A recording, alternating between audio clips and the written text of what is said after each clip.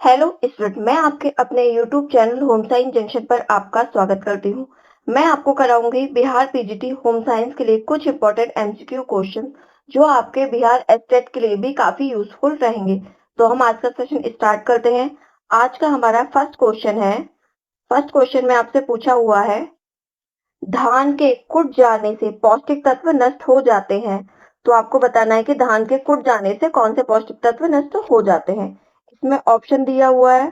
Option A हमारा protein व वसा, ऑप्शन बी हमारा कैल्शियम फास्फेट, ऑप्शन सी हमारा thiamine nicotinic acid and last option हमारा विटामिन ए तथा राइबोफ्लेविन। तो इसमें राइट आंसर हो जाएगा हमारा ऑप्शन सी यानी कि थायमिन निकोटिनिक एसिड। तो धान के कुट जाने से थायमिन और निकोटिनिक एसिड नष्ट हो जाता है। धान के कुट जाने से उसके छिलके में मौजूद थायमिन यानी कि विटामिन बी वन, थायमिन को क्या कहते हैं, विटामिन बी1, तथा निकोटिनिक एसिड जिसको क्या बोलते हैं, विटामिन बी3 नामक प्रमुख पोषक तत्व नष्ट हो जाते हैं। तो कौन से विटामिन नष्ट होते हैं, विटामिन बी1 तथा विटामिन बी3। आज का हमारा अगला क्वेश्चन है। इस क्वेश्चन में आपसे पूछा हुआ है, डैश को खाने से कब्ज नहीं होता। आपको ये बताना है क्वेश्चन में कि किसको खाने से कब्ज नहीं होता है। ऑप्शन दिए हुए हैं इसमें। ऑप्शन ए हमारा अस्वास्थ्यकर जंक खाद, ऑप्शन बी हमारा तले खाद एंड थर्ड ऑप्शन हमारा रेशे या रफेज एंड लास्ट ऑप्शन हमारा परिष्कृत अनाज। तो इसमें राइट आंसर हो जाएगा हमारा ऑप्शन सी यानी कि रेशे और रफेज को खाने से कब्ज नहीं होता। हाई फाइबर डाइट जो होती है कब्ज के रोगी को देना चाहिए। कौन सी डाइट, हाई फाइबर डाइट कब्ज के रोगी को देना चाहिए, इससे मल के निष्कासन में मदद मिलती है। आज का अगला क्वेश्चन है।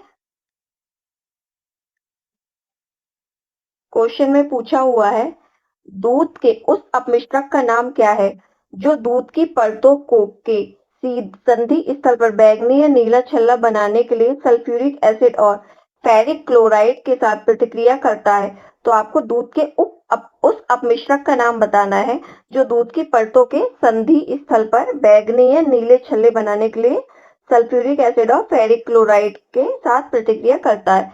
तो ऑप्शन दिए हुए हैं इसमें। ऑप्शन ए है फार्मेलिन, ऑप्शन बी है सिरका, ऑप्शन सी है calcium carbonate and last option है बेंजोइक एसिड। तो इसमें राइट आंसर हो जाएगा हमारा ऑप्शन सी यानी कि कैल्शियम कार्बोनेट। तो दूध की उस अपमिश्रक का नाम कैल्शियम कार्बोनेट है जो दूध की परतों के संधि स्थल पर बैंगनी या नीला छल्ला बनाने के लिए सल्फ्यूरिक एसिड और फेरिक क्लोराइड के साथ प्रतिक्रिया करता है। नेक्स्ट क्वेश्चन है। नेक्स्ट क्वेश्चन में पूछा हुआ है, मेयोनीज में अंडे की भूमिका का उदाहरण है। तो आपको ये बताना है कि मेयोनीज में अंडे की भूमिका का क्या उदाहरण है। ऑप्शन दिए हुए हैं इसमें। ऑप्शन ए है पाइसीकरण अभिकर्ता का एंड सेकंड ऑप्शन है हमारा थिकनिंग अभिकर्ता का, ऑप्शन सी है क्लेरिफाइंग अभिकर्ता का, लास्ट ऑप्शन है ग्लेजिंग अभिकर्ता का। तो इसमें राइट आंसर हो जाएगा हमारा ऑप्शन ए यानी कि पाइसीकरण अभिकर्ता का। तो मेयोनीज बनाने में अंडे की महत्वपूर्ण भूमिका होती है। अंडे के सफेद भाग को हटाकर, किसके, जो व्हाइट पार्ट होता है ना अंडे का, व्हाइट पार्ट को हटाकर पीले भाग से यानी कि उसके येलो पार्ट से क्या बनता है, येलो पार्ट से मेयोनीज बनाया जाता है। तो मेयोनीज में अंडे की भूमिका किसमें है, पाइसीकारक अभिकर्ता के रूप में है। नेक्स्ट क्वेश्चन देखते हैं हमारा कौन सा है। अगले क्वेश्चन में पूछा गया है, सूती कपड़े की चमक, शक्ति व रंगने की योग्यता को बढ़ाने के लिए रासायनिक परिचर्या है। तो आपको ये बताना है कि सूती कपड़े में चमक, शक्ति और रंगने की योग्यता बढ़ाने के लिए हमारी इसमें से रासायनिक परिचर्या, कौन सी परिचर्या, रासायनिक परिचर्या कौन सी है।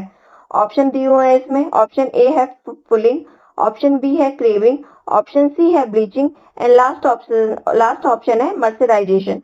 तो इसमें राइट आंसर हो जाएगा हमारा ऑप्शन डी यानी कि मर्सराइजेशन। यह कौन सी फिनिश है, यह एक केमिकल फिनिशिंग होती है। कौन सी फिनिशिंग, यह केमिकल फिनिशिंग होती है यानी कि रासायनिक परिचर्या होती है। क्या होती है, मर्सराइजेशन, जो कि सूती कपड़ों पर की जाती है, सूती कपड़े की चमक, शक्ति और रंगने की योग्यता को बढ़ाने के लिए। अगला क्वेश्चन हम देखते हैं। हमारा नेक्स्ट क्वेश्चन है हमारा। क्वेश्चन में पूछा गया है आपसे, जैगेनबर्ग मशीन का उपयोग निम्न में से किसके लिए होता है। तो ऑप्शन दिया हुआ है इसमें, छपाई के लिए, रंगाई के लिए, बुनाई के लिए या परिसज्जा के लिए। तो इसमें राइट ऑप्शन हो जाएगा हमारा ऑप्शन बी यानी कि रंगाई के लिए। तो जैगनबर्ग मशीन का उपयोग रंगाई के लिए किया जाता है। नेक्स्ट क्वेश्चन है हमारा, नेक्स्ट क्वेश्चन में पूछा गया है कौन सी प्लीट, ये प्लीट हो जाएगा, कौन सी प्लीट परिधानों में प्रायः ट्रिमिंग की तरह उपयोगी होती है। तो आपको ये बताना है वह कौन सी प्लेट है जो परिधानों में किसकी तरह ट्रिमिंग की तरह उपयोगी होती है। ऑप्शन दिए हो हमारे, एक radian plate, sunray plate option repeat हो गए हैं आपके, अब किक प्लेट। तो इसमें राइट आंसर क्या हो जाएगा हमारा, राइट आंसर हो जाएगा ऑप्शन बी एंड सी यानी कि सनरे प्लेट। क्या हो जाएगा ऑप्शन बी एंड सी यानी कि सनरे प्लेट। तो सनरे प्लेट कौन सी, सनरे प्लेट परिधानों में प्रायः ट्रिमिंग की तरह उपयोगी होती है, किसकी तरह, ट्रिमिंग की तरह उपयोगी होती है, कौन सी प्लेट, सनरे प्लेट। तो आपको ये ध्यान रखना है। अगला क्वेश्चन है हमारा, इस क्वेश्चन में आपसे पूछा गया है जिस कर यानी कि टैक्स, कर का मतलब क्या होगा, टैक्स, जिस टैक्स का भार उसी व्यक्ति पर पड़ता है जिस पर वह कर यानी कि टैक्स लगाया जाता है कहलाता है। तो इसमें ऑप्शन दिए हुए हैं आपके, ऑप्शन ए है प्रत्यक्ष कर, ऑप्शन बी है प्रतिगामी कर, ऑप्शन सी है प्रत्यक्ष कर एंड लास्ट ऑप्शन है प्रगतिशील कर। तो कौन से ऑप्शन दिए हैं, अप्रत्यक्ष कर, प्रतिगामी कर, प्रत्यक्ष कर या प्रगतिशील कर। आपको ये बताना है कि इसमें राइट आंसर क्या होगा। तो इसमें राइट आंसर हो जाएगा ऑप्शन सी यानी कि प्रत्यक्ष कर। तो जिस कर का भार उसी व्यक्ति पर पड़ता है जिस पर वह कर लगाया जाता है वह क्या कहलाता है, वह प्रत्यक्ष कर कहलाता है। प्रत्यक्ष कर वह कर होता है जिस कर का प्रारंभिक भुगतान करने वाला व्यक्ति ही कर का अंतिम भार वहन करता है। अतः हम ये भी कह सकते हैं कि प्रत्यक्ष कर में कर के भार को दूसरों पर टालने की संभावना नहीं होती। जैसे हम एग्जांपल देख लेते हैं, इसका एग्जांपल हो जाएगा आय कर, निगम कर और संपत्ति कर। अब देख लेते हैं अप्रत्यक्ष कर। अप्रत्यक्ष कर में क्या होता है, अब यह कर उस व्यक्ति पर लगाया जाता है जो वस्तुओं और सेवाओं का उपभोग करता है, यह कर हस्तांतरण कर होता है। फिर आता है प्रतिगामी कर। प्रतिगामी कर यह कर समान रूप से लागू किया जाता है जो उच्च आय अर्जित करने वाले, कौन से, उच्च आय अर्जित करने वालों की तुलना में निम्न आय अर्जित करने वालों की आय से बड़ा प्रतिशत लेता है। ठीक है, लास्ट में है प्रगतिशील कर हमारा। तो यह कराधान की वह विधि है, किसकी, यह कराधान की वह विधि है जिसमें कर योग्य राशि से कम होने पर, यानी कि जो टैक्स है हमारा वो योग्य राशि से कम होने पर टैक्स की दर को कम कर दी जाती है और टैक्स योग्य राशि के बढ़ने पर बढ़ा दी जाती है। तो क्लियर है आपको इसके सारे पॉइंट। तो इसमें राइट आंसर क्या था हमारा, राइट आंसर था हमारा ऑप्शन सी यानी कि प्रत्यक्ष कर। हम नेक्स्ट क्वेश्चन देखते हैं। हम अपना नेक्स्ट क्वेश्चन में पूछा गया है आपसे, इसमें एक डेफिनेशन है, आपको ये बताना है कि यह कथन जो दिया हुआ है वह किसने दिया। तो क्या कथन है हम ये देख लेते हैं, संस्कृति हमारे सोचने तथा रहने के ढंगों से, क्या पूछा गया है, संस्कृति हमारे सोचने तथा रहने के ढंगों से दैनिक क्रियाकलापों, साहित्यिक धर्म तथा मनोरंजन आदि में हमारी प्रकृति की अभिव्यक्ति है। यह कथन किसका है, आपको ये बताना है। तो इसमें ऑप्शन दिए हुए हैं मैकाइवर तथा पेज, एल्फ्रेड एडलर, ऑकबर्न तथा निमकॉप या ऑलपोर्ट। तो आपका इसका राइट आंसर बताना है क्या होगा। तो संस्कृति हमारे सोचने तथा रहने के ढंगों से दैनिक क्रियाकलापों, साहित्य, धर्म तथा मनोरंजन आदि में हमारी प्रकृति की अभिव्यक्ति, यह कथन मैकाइवर तथा पेज का है। किसका है ये कथन, मैकाइवर तथा पेज का है। आज का हमारा नेक्स्ट क्वेश्चन है, नेक्स्ट क्वेश्चन में पूछा गया है निम्नलिखित में से कौन आकार का प्रकार नहीं है। क्या पूछा गया है, निम्नलिखित में से कौन सा आकार का प्रकार नहीं है। ऑप्शन दिए हुए हैं पंचकोण, छिद्रयुक्त, आयताकार या वृत्ताकार। तो हम ये देख लेते हैं, पंचकोण तो हमारा ऐसे भी बन जाएगा, ठीक है, और आयताकार कैसा हो जाएगा हमारा, आयताकार हमारा ऐसा हो जाएगा और वृत्ताकार हमारा ऐसा हो जाएगा। तो हमारा इसमें राइट ऑप्शन कौन सा हो जाएगा आंसर में, यानी कि छिद्रयुक्त। तो छिद्रयुक्त नाम का आकार कोई आकार नहीं होता है, यानी कि छिद्रयुक्त आकार कोई आकार नहीं होता है। तो ये हमारा राइट आंसर हो जाएगा। इसी में हमारा पंचकोण ये हो जाएगा, आयताकार ये हो जाएगा एंड वृत्ताकार हमारा ऐसा हो जाएगा। क्लियर है आपको ये सारे पॉइंट। नेक्स्ट क्वेश्चन देखते हैं हम, ये मोस्ट इंपॉर्टेंट क्वेश्चन है, ये कई बार रिपीट होके आ चुका है। क्वेश्चन में पूछा गया है प्रसार शब्द का सर्वप्रथम प्रयोग किया गया था। तो आपको ये बताना है कि प्रसार शब्द का प्रयोग सर्वप्रथम कहाँ किया गया था। तो इसमें ऑप्शन दिए हुए हैं, ऑप्शन है यूएसए में, क्या ऑप्शन है, यूएसए में, सेकंड ऑप्शन है हमारा यूके में, एंड थर्ड ऑप्शन है जर्मनी में, एंड लास्ट ऑप्शन है हमारा इजराइल में। तो इसमें राइट ऑप्शन हो जाएगा हमारा यूके में, यानी कि प्रसार शब्द का सर्वप्रथम प्रयोग कहाँ किया गया था? यूके में। यूके में भी कब किया गया था? सन 1873 का। सन 1873 में सर्वप्रथम प्रसार शब्द का प्रयोग ग्रेट ब्रिटेन में कैम्ब्रिज विश्वविद्यालय द्वारा, किसमें? कैम्ब्रिज विश्वविद्यालय में। इससे जुड़े हुए फैक्ट भी बहुत इंपॉर्टेंट है, आप लोग नोट डाउन कर लीजिएगा इसको। किसमें? कैम्ब्रिज विश्वविद्यालय में किया गया था। तो क्या है? प्रसार शब्द का प्रयोग सर्वप्रथम कब हुआ? 1873 में कैम्ब्रिज विश्वविद्यालय में, यूके में हुआ। ठीक है, मोस्ट इंपॉर्टेंट क्वेश्चन है ये आपका। कौन सा ये? मोस्ट इंपॉर्टेंट क्वेश्चन में से एक है ये आपका। नेक्स्ट क्वेश्चन देख लेते हैं। आपको जो भी इंपॉर्टेंट फैक्ट लगते हैं आप इनको नोट डाउन करते चलिएगा। अगर क्लास और क्वेश्चंस अच्छे लग रहे हो तो क्लास को लाइक भी कर दीजिएगा। पूछा गया है संचार का एसएमसीआरई मॉडल, यानी कि एसएमसीआरई मॉडल किसके द्वारा दिया गया था? ऑप्शन दिए हुए हैं हमारे। ऑप्शन ए है हमारा थामा, ऑप्शन बी है लीगन, एंड ऑप्शन सी है Ranjit Singh, and last option है हमारा उपयुक्त में से कोई नहीं। तो इसमें हमारा राइट ऑप्शन क्या हो जाएगा, हम ये देख लेते हैं। तो संचार का एसएमसीआरई मॉडल ना तो थामा ने दिया था, ना ही लीगन ने दिया था, और ना ही रंजीत सिंह ने दिया था। तो इसमें राइट आंसर हो जाएगा हमारा उपरोक्त में से कोई नहीं। अब हम ये देख लेते हैं ये हमारा मॉडल आखिर दिया किसने था? तो ये मॉडल हमारा दिया था डेविड बर्लो ने। किसने दिया था ये मॉडल? डेविड बर्लो ने, एसएमसीआर मॉडल। इसमें एस का मतलब होता है सोर्स, एम का मतलब होता है मैसेज, सी का मतलब होता है चैनल, एंड आर का मतलब होता है रिसीवर, यानी कि सोर्स, मैसेज, चैनल और रिसीवर। ठीक है, ये मॉडल किसने दिया था? डेविड बर्लो ने दिया था। आज का हमारा अगला क्वेश्चन है।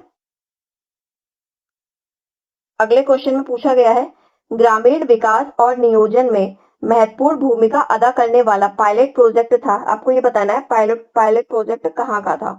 तो इसमें ऑप्शन दिए हुए हैं। ऑप्शन ए है सामुदायिक विकास प्रोजेक्ट, ऑप्शन बी है Etawah project, and third option है राष्ट्रीय प्रसार सेवा प्रोजेक्ट, एंड लास्ट ऑप्शन है गहन कृषि विकास प्रोजेक्ट। तो इसमें राइट आंसर हो जाएगा हमारा ऑप्शन बी, यानी कि इटावा प्रोजेक्ट। तो ग्रामीण विकास और नियोजन में महत्वपूर्ण भूमिका अदा करने वाला पायलट प्रोजेक्ट था इटावा प्रोजेक्ट।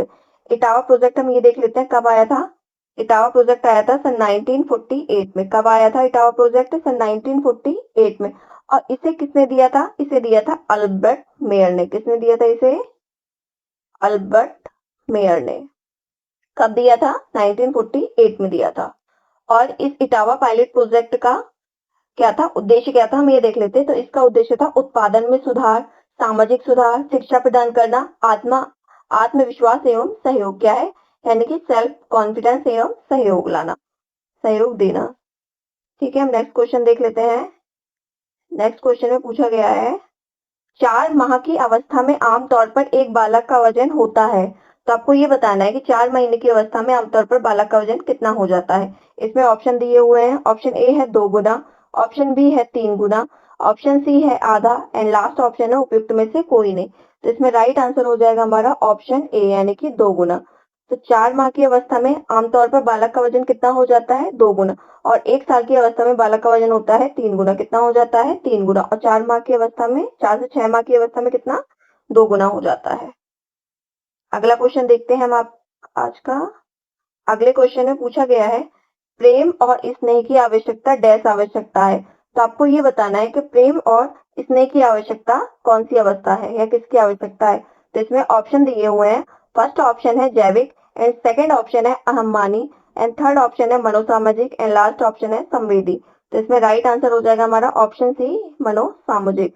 मनोसामाजिक, यानी कि प्रेम और स्नेह की आवश्यकता कैसी आवश्यकता होती है? मनोसामाजिक आवश्यकता होती है। कैसी आवश्यकता? मनोसामाजिक आवश्यकता होती है। अगला क्वेश्चन देख लेते हैं हम आज का। ये भी इंपॉर्टेंट क्वेश्चन है। इस क्वेश्चन में पूछा गया है आपसे स्तन दूध का छाछ केसीन अनुपात आरंभिक स्तनपान में होता है। तो आपको ये बताना है स्तन दूध का छाछ केसीन अनुपात में आरंभिक स्तनपान में कितना होता है। तो ऑप्शन दिए हैं 60:40, 18:82, 80:20, एंड 90:10। तो इसमें राइट आंसर हो जाएगा आपका 90 और 10 का रेशियो। क्या हो जाएगा? 19:10। ये क्या होता है? स्तन दूध का छाछ केसीन अनुपात में आरंभिक स्तनपान में कितना रेशियो होता है? 90:10 का। ये डायरेक्ट याद करने वाला क्वेश्चन है, तो आप लोग इसको जरूर लर्न कर लीजिएगा। नेक्स्ट क्वेश्चन देखते हैं हम। क्वेश्चन में पूछा गया है ज्यादातर बच्चे कौन सी उम्र में 2 शब्दों के वाक्य, पूछा गया है वाक्य कौन से 2 शब्दों के वाक्य को बोलना कब शुरू कर देते हैं। तो ऑप्शन है इसमें, ऑप्शन ए है 6 से 12 महीने, ऑप्शन बी है 12 से 15 महीने एंड ऑप्शन सी है 15 से 18 महीने एंड लास्ट ऑप्शन है 18 से 24 महीने। तो इसमें राइट आंसर हो जाएगा हमारा 18 से 24 महीने, यानी कि 18 से 24 मंथ में क्या बच्चे ज्यादा 2 शब्दों के वाक्य बोलना शुरू कर देते हैं। कौन से 2 शब्दों के वाक्य बोलना शुरू कर देते हैं, कब? 18 से 24 महीने में। आज का हम अगला क्वेश्चन देख लेते हैं। अगले क्वेश्चन में हमसे पूछा गया है पर्सोना शब्द का क्या तात्पर्य है। आपको ये बताना है कि पर्सोना शब्द से क्या तात्पर्य है। ऑप्शन दिए हुए हैं। फर्स्ट ऑप्शन है रंग रूप, सेकंड ऑप्शन है व्यवहार एंड थर्ड ऑप्शन है वेशभूषा एंड लास्ट ऑप्शन है हमारा शारीरिक गठन। तो इसमें हमारा राइट आंसर हो जाएगा हमारा ऑप्शन सी, यानी कि वेशभूषा। तो पर्सोना शब्द का तात्पर्य क्या है? वेशभूषा। व्यक्तित्व शब्द अंग्रेजी भाषा के पर्सनैलिटी शब्द से बना है। किससे बना है? पर्सनैलिटी शब्द से बना है, जो लैटिन भाषा के पर्सोना से आया है। किसके? लैटिन भाषा के पर्सोना से आया, जिसका अर्थ होता है मुखौटा या वेशभूषा। क्या होगा? मुखौटा। आपको वेशभूषा की जगह मुखौटा भी देखने को मिल सकता है। क्या हो जाएगा? मुखौटा या वेशभूषा, जिसे नाटक करते समय कलाकारों द्वारा पहना जाता है। आप लोगों ने देखा होगा कलाकार जो मुखौटा पहन लेते हैं, अपने चेहरे के ऊपर एक और चेहरा लगा लेते हैं, वो होता है क्या? मुखौटा। हमारा नेक्स्ट क्वेश्चन है आज का। इस क्वेश्चन में पूछा गया है एंडोमार्फिक व्यक्ति होते हैं। तो आपको ये बताना है कि एंडोमार्फिक व्यक्ति कैसे होते हैं।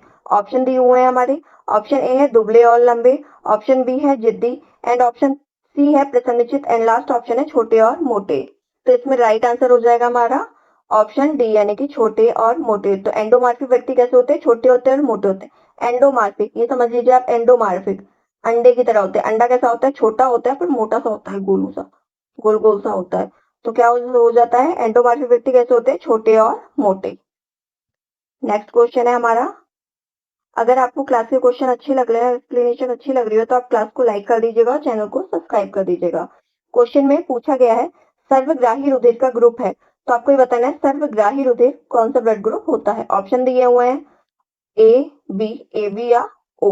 तो इसमें राइट आंसर हो जाएगा हमारा ऑप्शन ए बी, यानी कि सर्वग्राही, सबसे ब्लड लेने वाला। कौन सा? ये सबसे ब्लड ले लेता है। कौन सा? ए बी वाला ब्लड ग्रुप जो होता है वो सबसे ब्लड ले लेता है, मतलब ग्रहण कर लेते हैं। और इसमें कोई एंटीबॉडी नहीं पाई जाती। क्या है इसमें? इसमें कोई एंटीबॉडी नहीं पाई जाती। क्या नहीं पाई जाती है? कोई एंटीबॉडी नहीं पाई जाती है, ठीक है। और जो ओ ब्लड ग्रुप होता है ना, क्या होता है? ओ जो होता है ये सर्वदाता ब्लड ग्रुप होता है, यानी कि इसको हम दाता दानी बोल सकते हैं। तो अक्सर अगर ओ पॉजिटिव हो, ओ नेगेटिव हो, तो सर्वदाता में ओ नेगेटिव आता है, ठीक है।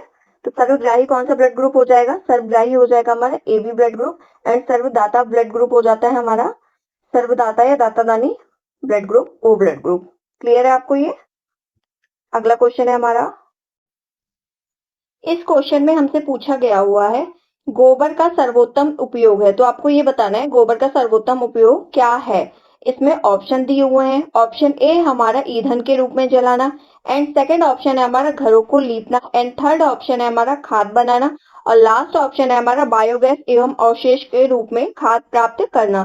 तो इसमें राइट आंसर हो जाएगा हमारा ऑप्शन डी, यानी कि बायोगैस एवं अवशेष के रूप में खाद प्राप्त करना। यह गोबर का सर्वोत्तम उपयोग होता है। बायोगैस ऊर्जा का एक ऐसा स्रोत है जिसका बार बार इस्तेमाल किया जा सकता है। इसका उपयोग घरेलू तथा कृषि कार्यों के लिए किया जा सकता है। साथ ही इससे प्राप्त खाद पोषक तत्वों से भरपूर होती है। कौन सी? जो इससे प्राप्त जो खाद होती है ना, पोषक तत्वों से भरपूर होती है, जो कि फसलों की उत्पादन क्षमता बढ़ा देती है। किसकी उत्पादन क्षमता बढ़ाती है? फसल की उत्पादन क्षमता को बढ़ा देती है। हमारा अगला क्वेश्चन है। इस क्वेश्चन में हमसे पूछा हुआ है पृथ्वी पर जीवों की उत्पत्ति कितने वर्ष पूर्व हुई। तो इसमें ऑप्शन दिए हुए हैं 2 अरब वर्ष पूर्व, 3 अरब वर्ष पूर्व, 4 अरब वर्ष पूर्व या 5 अरब वर्ष पूर्व। तो इसमें राइट आंसर हो जाएगा हमारा ऑप्शन सी, यानी कि 4 अरब वर्ष पूर्व। तो पृथ्वी पर जीवों की उत्पत्ति 4 अरब वर्ष पूर्व हुई। हमारा अगला क्वेश्चन है।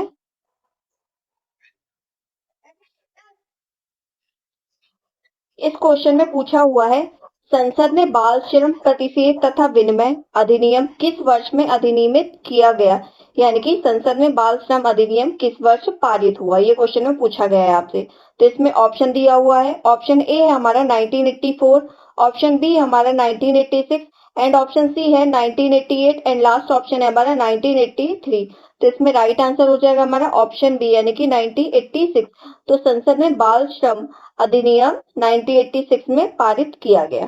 ठीक है, अगला क्वेश्चन है हमारा, अगले क्वेश्चन में पूछा हुआ है सतत विकास लक्ष्य निम्नलिखित में से किस वर्ष तक प्राप्त किए जाने का लक्ष्य है। आपको ये बताना है कि सतत विकास के जो लक्ष्य हैं वो किस वर्ष तक प्राप्त किए जाने के लक्ष्य हैं। तो इसमें ऑप्शन दे रखे हैं, ऑप्शन ए है हमारा 2020, ऑप्शन बी है 2030, ऑप्शन सी है 2040 एंड लास्ट ऑप्शन है 2050। तो इसमें राइट आंसर हो जाएगा हमारा ऑप्शन बी यानी कि 2030। तो सतत विकास लक्ष्य 2030 तक प्राप्त किए जाने का लक्ष्य, कब तक, 2030 तक प्राप्त किए जाने का लक्ष्य है। हमारा नेक्स्ट क्वेश्चन है, नेक्स्ट क्वेश्चन में पूछा गया है जब आंकड़े प्रतिशत में हो, किसमें, जब आंकड़े प्रतिशत में हो तो उसे निम्न आरेख द्वारा बेहतर प्रस्तुत कर सकते हैं। तो ऑप्शन दिए हुए हमारे इसमें, ऑप्शन ए हमारा पाई आरेख, ऑप्शन बी हमारा दंड आरेख, ऑप्शन सी हमारा रेखा आरेख एंड लास्ट ऑप्शन है हमारा संचयी आरेख। तो इसमें राइट आंसर हो जाएगा हमारा पाई आरेख। तो क्या है हमारा इसमें राइट आंसर, पाई आरेख। तो पाई आरेख को हम वृत्ताकार से दर्शाते हैं, किससे, एक वृत्ताकार से दर्शाते हैं। तो जैसे इसमें हम इसमें बना लेते हैं, पाई आरेख हो गया ये हमारा, जैसे ये हम 40% हो गया, ये 20 हो गया और ये 10% हो गया। तो ऐसे हम करके क्या दर्शाते हैं, पाई आरेख बनाते हैं। आपको केवल इतना ध्यान रखना है इसमें, अगर आंकड़े प्रतिशत में पूछे, किसमें पूछे, अगर आंकड़े परसेंटेज में पूछे, किसमें, परसेंटेज में, तो कौन सा आरेख आएगा, पाई आरेख। बस आपको इतना जरूर ध्यान रखना है, जहां प्रतिशत आया वहां पर क्या आएगा, वहां पर पाई आरेख आ जाएगा। हमारा आज का नेक्स्ट क्वेश्चन है, नेक्स्ट क्वेश्चन में पूछा हुआ है प्राथमिक चिकित्सक के, किसके, प्राथमिक चिकित्सक में निम्न गुण होने चाहिए। तो इसमें ऑप्शन दिए हुए हैं, ऑप्शन ए है हमारा उत्तम स्वास्थ्य एवं दृढ़ हृदय, ऑप्शन बी है निर्णय न ले पाने वाला, क्या, निर्णय न ले पाने वाला, ऑप्शन सी है धैर्यहीन एंड लास्ट ऑप्शन है हमारा इनमें से कोई नहीं।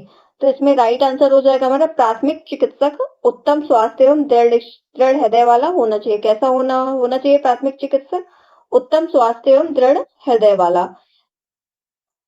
प्राथमिक चिकित्सक सूझबूझ वाला तथा दूरदर्शी, विवेकशील, चतुर तथा दक्ष, धैर्यवान तथा आशावान, आत्मविश्वासी होना चाहिए। ये सब क्या है, प्राथमिक चिकित्सक के गुण होते हैं, यानी कि उसकी विशेषताएं होती है। आज का हम अपना अगला क्वेश्चन देखेंगे। आज के अगले क्वेश्चन में हमसे पूछा हुआ है पंचायती राज प्रणाली, क्या पूछा गया है, पंचायती राज प्रणाली मिलकर बनती है। तो आपको ये बताना है पंचायती राज प्रणाली किनसे मिलकर बनती है। तो इसमें ऑप्शन दिए हुए हैं, ऑप्शन ए हमारा 3 टीयर अवस्था में, ऑप्शन बी हमारा 4 टीयर अवस्था में, ऑप्शन सी है 1 टीयर अवस्था में एंड लास्ट ऑप्शन है हमारा 5 टीयर अवस्था में। तो इसमें राइट आंसर हो जाएगा हमारा ऑप्शन ए 3 टीयर अवस्था में। तो क्या है, पंचायती राज प्रणाली हमारी 3 टीयर अवस्था से मिलकर बनी होती है। हम ये देखते हैं कि सबसे पहले पंचायती राज की स्थापना कब हुई।